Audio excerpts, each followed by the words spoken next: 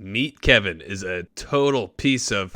I'm just messing with you guys. That is not what this video is about. I do have some concerns about this video specifically, which is Fed flips rules on bank accounts, take your money and run. If you don't know who Meet Kevin is, he's a huge YouTuber. Almost forgot to smash like on this video. I do watch a lot of his videos. We'll go to his channel real quick. Almost 500,000 subscribers at this point. By the time you're watching this, he might be over it. He is absolutely blowing up, cranking out what look to be 3 to 4 videos a day. Also providing some very, very helpful content for people, for creators, really any and everybody with trying to navigate through this mess that's been going on, the economy and the government, what they're passing. So I do highly recommend checking out his channel if you aren't subscribed to it or you haven't seen him or heard of him. But more than likely, if you're watching my video, you have heard or seen Meet Kevin before. And so I'm not trying to rip on the guy. I think he's doing a really good job. But I do think that this video that I mentioned, Fed flipped rules on bank accounts, is a little bit of a dangerous take, potentially, depending on the type of person you are. So if you are interested in this content, if you want to check out more, please make sure you like this video and subscribe. Let's get right into it. So the first thing that Kevin talks about in the video is just the rule change that the Federal Reserve lifts the 6th withdrawal limit on savings accounts. Regulation D is what that is called. It is an actual law placed on banks to not allow people to withdraw more than 6 times with their bank account. So the first issue is a little bit minor because this wasn't the primary focus on the video. In fact, he's pretty much done talking about this change at about a minute and 20-ish seconds or so. Watch the full video. Again, I will link his video in the description. Please do watch the entire thing so you don't miss out on any context that maybe I'm missing. But first thing that I was going to mention that I had an issue with right here, as well as if you read any paperwork around it, this rule doesn't require banks to suspend the 6 transaction limit. Again, this is a relatively minor issue because it's not the main point of his video. He focuses much more on what you should do with your savings, and that's kind of more what I have the issue with. And this article, which I will also link, is just,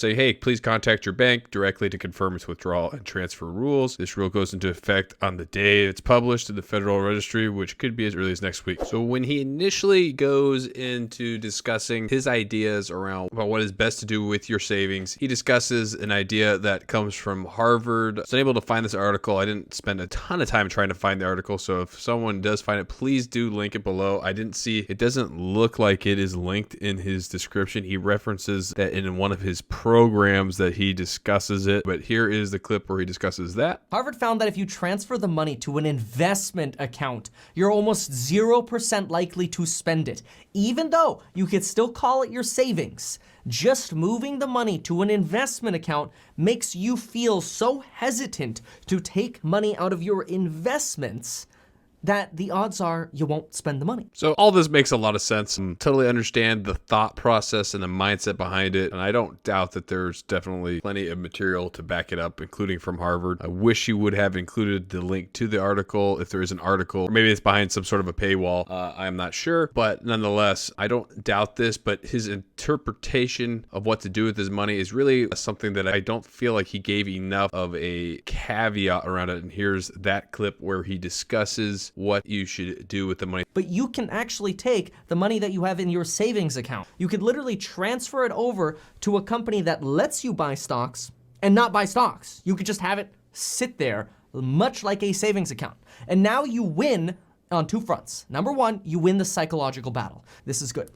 But what's the second thing that you could do when you have money sitting around in an investment account just kind of hanging out there? Well, this is the fun part. I could deposit my savings into an account like this. This is an M1 Finance account, and I have $500 in their sort of checking account, which they actually give me a debit card so I can access it. But because I use Chase on a daily basis, I don't really think about this $500 that's here. The cool thing about having my money... So right here is one of the issues. He does touch on the fact that since he uses Chase primarily, he doesn't think about this money as much, but you have a debit card, so the money is readily accessible with this type of an account. So it kind of defeats the purpose of having it be out of sight, out of mind. I mean, if you're carrying around a debit card, if someone has a problem with just spending the money, they do sign up for a brokerage account that does allow them to do something like this. It's going to pretty much lead to the same problem. If someone has that big of a problem with spending, probably going to have a tough time saving money in anyway. So again, not the worst case scenario, but another thought opinion I think he should have touched on is the same thing can happen in a brokerage account as it happens in a checking account. If you don't set aside the money either in some sort of a savings account, and he says don't put it in a high yield savings account. I don't think he's saying not to put any money in there, no whatsoever. But nonetheless, he's saying in this video, put the money in a brokerage account, treat that as a savings account. They're gonna be tempted to just buy a bunch of stocks with all of their savings. I have a couple of brokerage accounts. It is very hard to just let cash sit there not in stocks. I don't know if it's tough for some of you people, but I would imagine if it's tough for someone not to spend their money, if they're sitting there and they have access to these apps that allow them to buy stocks with no commissions, super simple to do, I can only imagine it would cause problems to have people buy some of these stocks, and if they make a bad deal or and it's down, or if they do invest in a good stock and it's down a lot and they need that money for emergency reasons, it's now tied up in a stock. They have to sell it for a loss, yada yada yada. If that money is in a high yield savings account that you don't have access to anyway, without it actually having to transfer that money to another account, say for instance you use Ally Bank or CIT or Wealthfront, one of these high yield savings accounts, if you don't have a way to actually spend that money within that account, you don't set up brokerage accounts within it. Some of these banks allow you to have brokerage accounts, or if you don't set up any sort of debit card or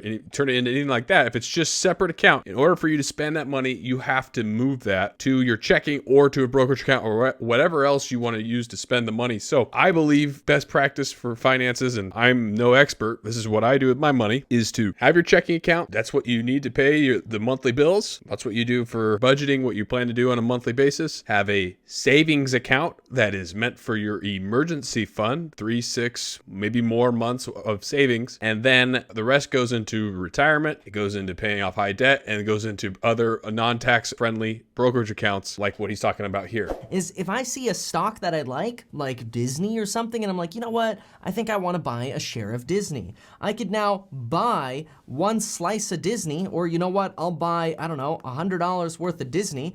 It doesn't matter if the share is trading for $100 or not. They'll go ahead and put $100 into Disney for me, and I'll go ahead and buy that. And tomorrow morning at 7 a.m., I'll own $100 more of Disney.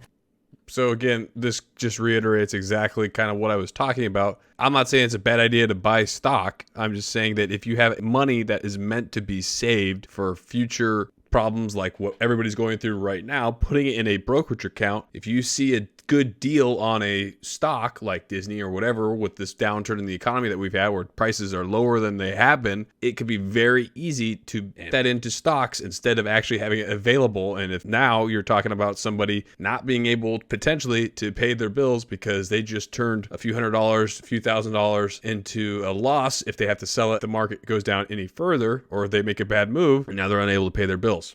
So if you want to start building your wealth and finally grow some passive income, maybe it's time to ditch that psychologically damaging savings account anyway. Who cares that you can now trade money in and out of your savings account as much as you want? You could do that all day long anyway with an investment account. I don't even care which one you use. One caveat, though, I would like to emphasize is there is no doubt that if the alternative of you putting your money in a brokerage account, and if you don't spend the money with a debit card of some sort of plan that most of these accounts are starting to bring on, you're going to actually put it in there and buy stocks. That's technically better than just spending it all if you have it and you haven't budgeted to spend that money. But if your plan is to be able to cover your butt if you get into a tough financial position, putting it in a brokerage account could be damaging if you don't have that discipline to not spend it. That's why what I do is I put a good chunk of money that's always available, but I do need to actually log into a different account, schedule a transfer. It usually takes a day or two to transfer that money, and now I'm not tempted to use that money. I'm also not tempted to just buy stocks with it, because trust me, if I had that all sitting in my Robinhood, my Webull, my M1 Finance accounts that I do have, it would be very hard not to just put it all into stocks. So I hope that this is helpful. Again, I really did not want to have this video come off like I'm a Meet Kevin hater. I actually really do enjoy his videos. It's been a little bit hard to keep up with all of them lately. I think he's doing absolutely incredible work. Tons and tons of content. Really, really helpful. But I feel like maybe this video maybe could have been a little bit better thought out, or maybe just presented the argument against why maybe putting your money in a brokerage account could be a negative. Well, that's all for me today. I appreciate you tuning in. Make sure you do like this video and subscribe for more content. Don't kill me too much in the comments with all you lovers of Meet Kevin. Like I said, I like this guy's content a ton. I watch it regularly. I may have missed the research that was done by Harvard on this specifically. If someone does find that, if they could please link that in the comments, it'd be really helpful. I would like to read it. I don't doubt the findings of it. I just think maybe it's slightly misinterpreted, but I could be wrong on that as well. So again, thanks so much for tuning in. Until next time, peace.